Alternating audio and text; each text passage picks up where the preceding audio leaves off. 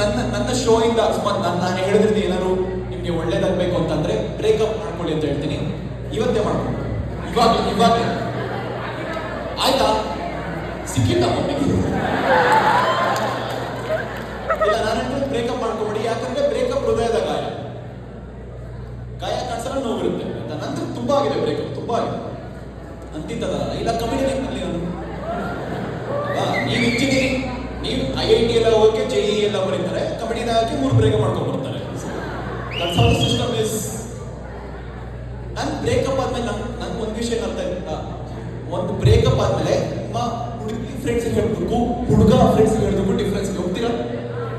Breakup ಅನ್ನೋ ವಿಷಯನ ಹುಡುಗಿ ಫ್ರೆಂಡ್ಸ್ ಇರೋದಕ್ಕೂ ಹುಡುಗ ಫ್ರೆಂಡ್ಸ್ ಹೇಳೋದಕ್ಕೂ ಡಿಫ್ರೆನ್ಸ್. ನಮ್ದೊಬ್ಳು ಹುಡುಗಿ ಫ್ರೆಂಡ್ ಇದ್ದಾರೆ, ಹುಡುಗಿ ಫ್ರೆಂಡ್, ಗರ್ಲ್ ಫ್ರೆಂಡ್ ಅಲ್ಲ, ಗರ್ಲ್ ಸ್ಲಾಶ್ ಫ್ರೆಂಡ್. ಅರ್ಥ ಆಗ್ತಿದೆ ನಿಮಗೆ? ನೀವು 3 ವರ್ಷ ಟ್ರೈ ಮಾಡಿದೆ, ವರ್ಕ್ ಆಗಿಲ್ಲ. ನಾನು ನೋಡ್ಕೊಂಡು ಅವಳು ನನ್ನ ಫ್ರೆಂಡ್, ಅರ್ಥ ಆಗ್ತಿದ್ಯಾ? ಅನನ್ಯ ಅಂತ ಅವಳ ಹತ್ರ ಹೋದೆ, ಬ್ರೇಕಪ್ ಆಯ್ತು ಅಂದ್ರೆ ಹುಡುಗಿರು ಆಕ್ಟಿವೇಟ್ ಆಗ್ಬಿಡ್ತಾರೆ ಬ್ರೇಕಪ್ ಅಂತ ಸ್ಟಾಪ್ ಆಯ್ತು.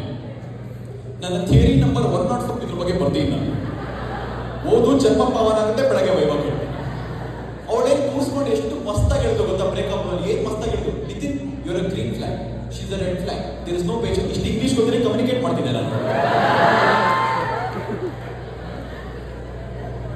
ಹುಡುಗರು ಆಗಲ್ಲ, ಆಗಿದ್ದಾಗತ್ತೆ ಮಚ್ಚ,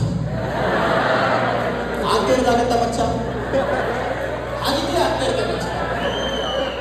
ಎಲ್ಲಿಂದ ಬರ್ತಾರೆ ಅಲ್ಲಿ ಅವ್ರು?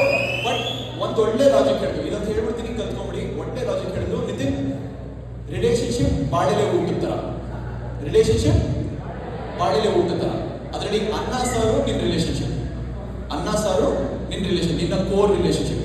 ಸೈಡಲ್ಲಿ ಇರ್ತಾರ ಉಪ್ಪು ಉಪ್ಪಿನಕಾಯಿ, ಅದು ಇನ್ಸೆಕ್ಯೂರಿಟೀಸ್ ಅಂಡ್ ಇಶ್ಯೂಸ್.